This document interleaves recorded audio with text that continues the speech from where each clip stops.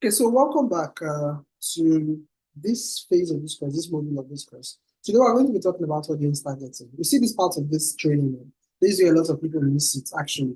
Mostly when you get a lot of persons running ads, they don't know how to do what we call research, audience research. So on this video and on this module, we are going to be talking about audience targeting and research basically. So if I were to rephrase this, I'll put it as audience targeting and research. It's very important you need to research your audience and you need to so you know how to better target them. So you know the people that you're looking out for.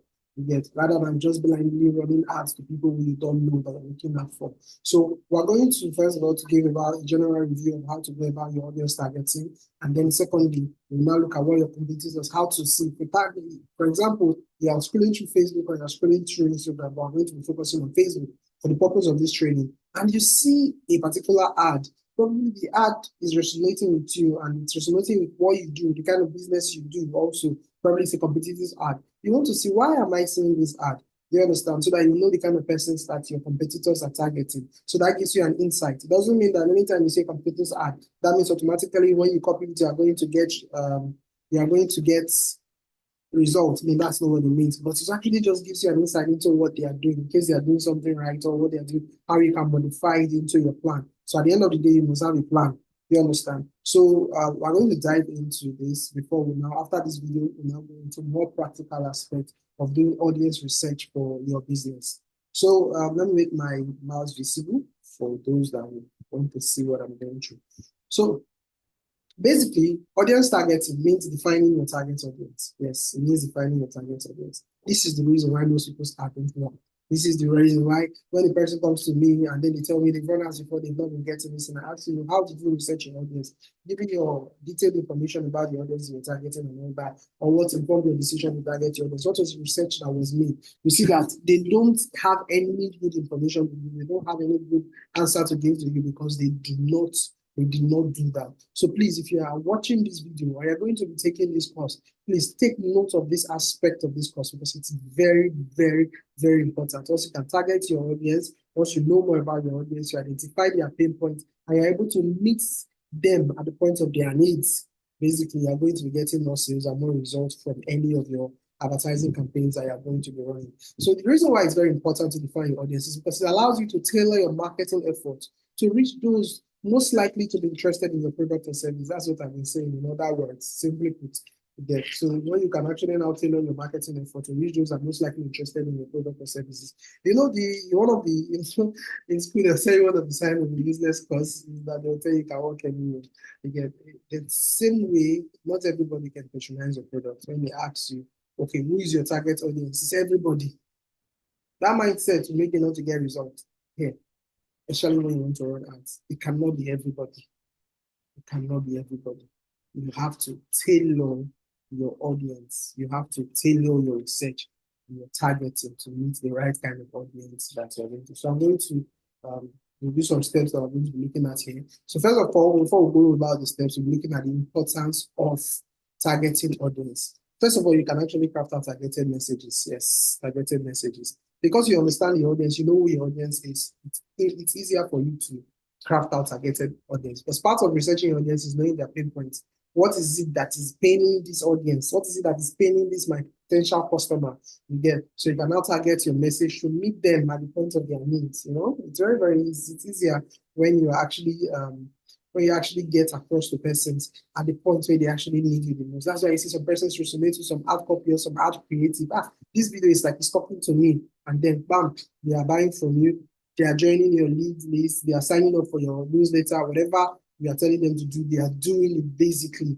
You get some of them, they just begin to respect you at that point because that message that you are passing across is actually talking to them. That's one, because you understand who your audience is and who you are basically talking to. So secondly, it optimizes your budget. Now, you're not just spending money anyhow on ads. You know, you optimize your budget because you're reaching out to the right set of people. So the probability of you getting result becomes higher.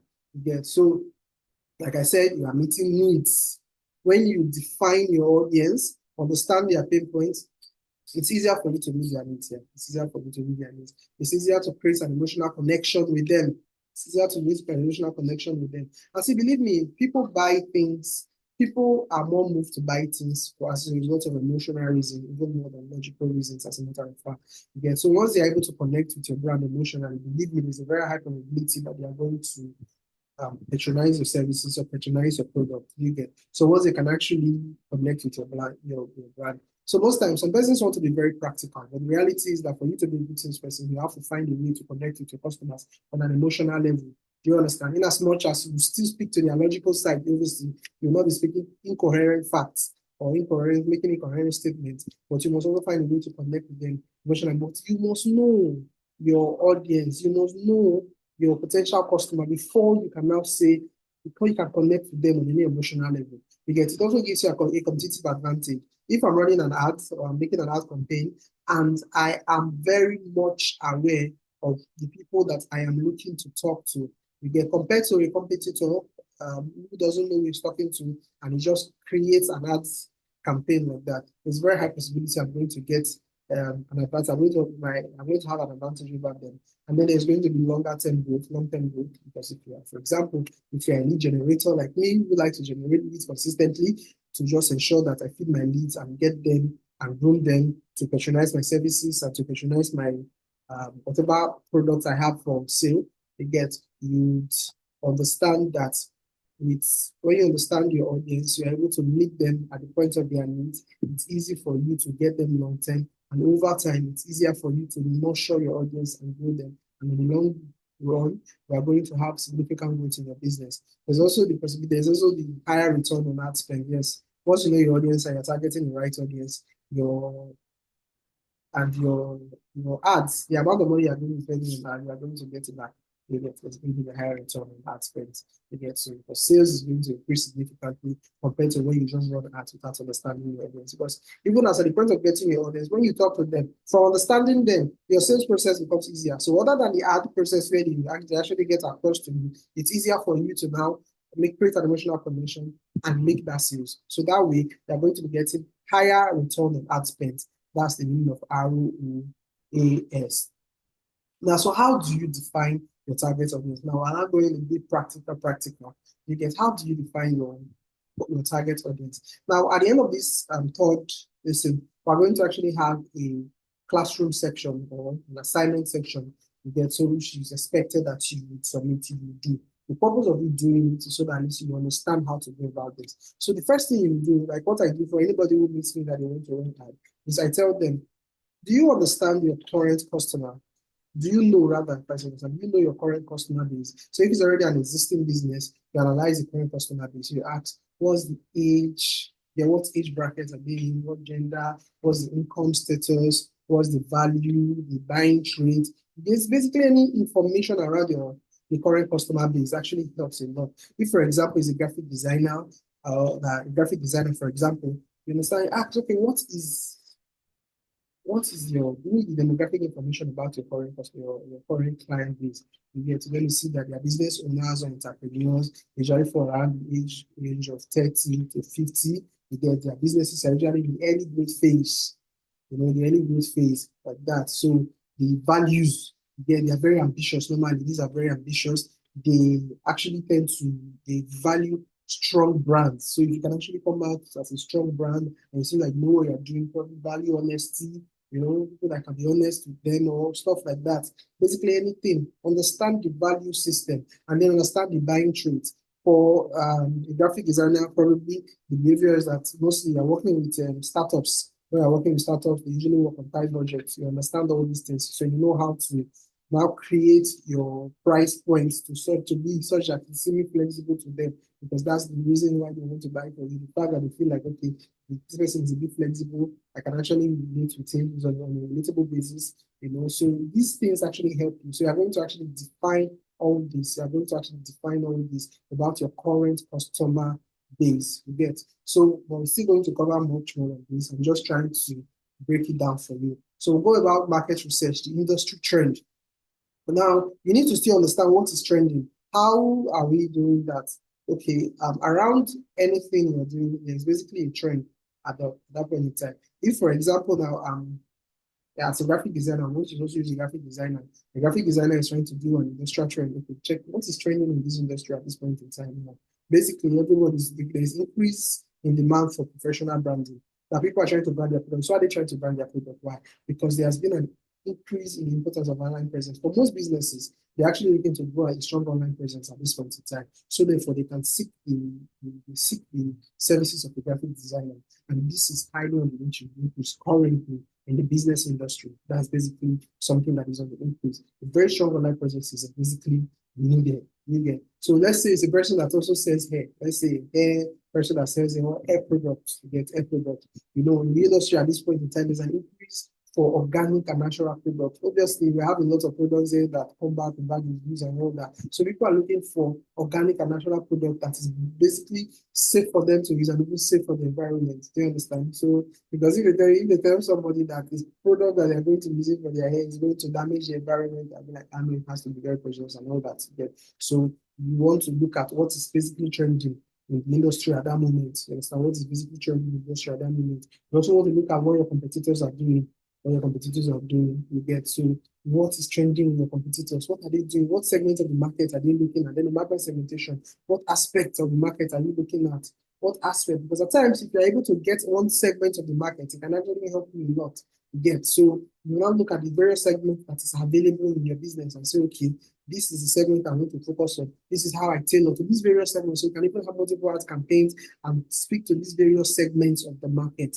You get. You can speak to the various segments of the market segment. That actually helps you. This is actually helping you defining your target audience. So this is a customer persona that is basically actually designed based on our own business. Get. So now the idea about it is we're addressing a particular pain point for one of our services. So one of our services include creating a payment gateway for people who want to reach out to international clients, especially within Africa. So I'm in Nigeria now, and I have a business. I'm probably a graphic designer, I'm a web developer, or whatever.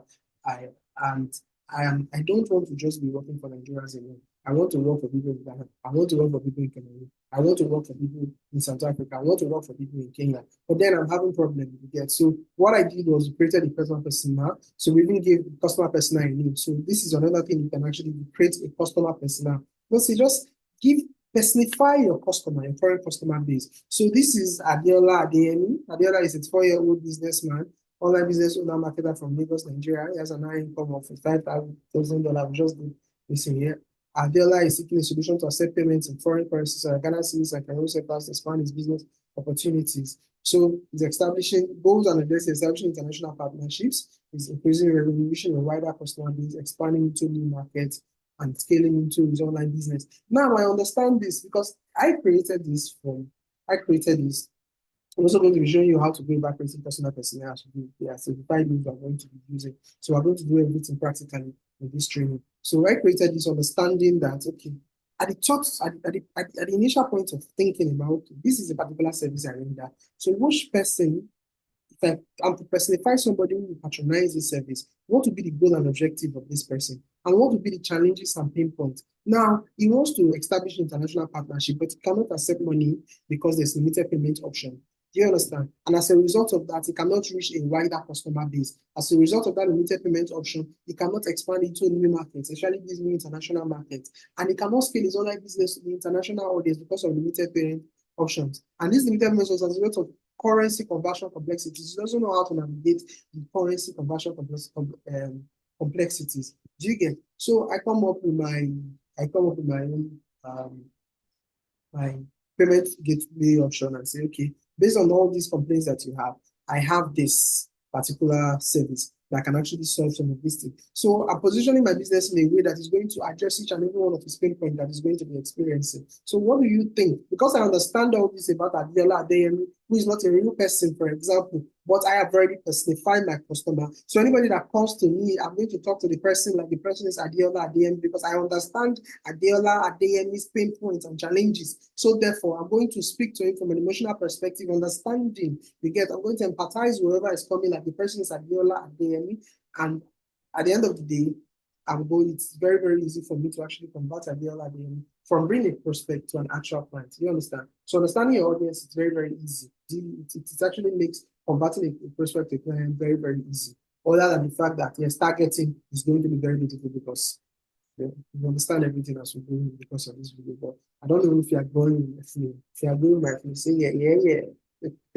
Anyways, so that being said, another thing too, as a business owner, is you must understand your unique selling point, your USP, your unique selling point. So, what is your unique selling point or your unique selling proposition?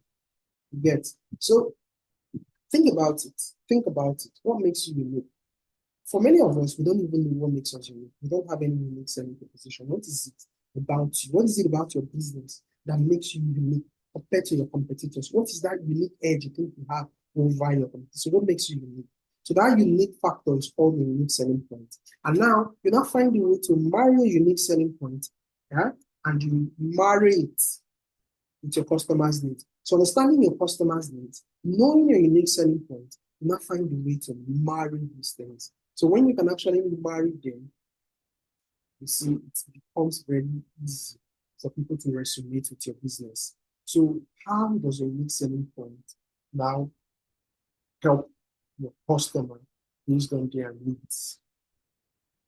That's the point. So it's not just about you alone. So if you are doing business, it's not about you alone. It's not about you at all, as a matter of fact. It's about your customers. You must always position yourself in a position, put yourself in a position where you're thinking how to help your customers. Do you understand? So that's what we're talking in this video. So in the next video, I'm going to be talking about practical steps for carrying out an audience research and all that. So see you in the next video. Don't forget, there's going to be an assignment or classroom work after the end of this folder. So just ensure you do that. It's very important to go through every assignment to be given. So that way you will have better understanding, you will have a better grasp of this training. And at the end of the day, you're going to be making exploits. I can promise you that. See you in the next video.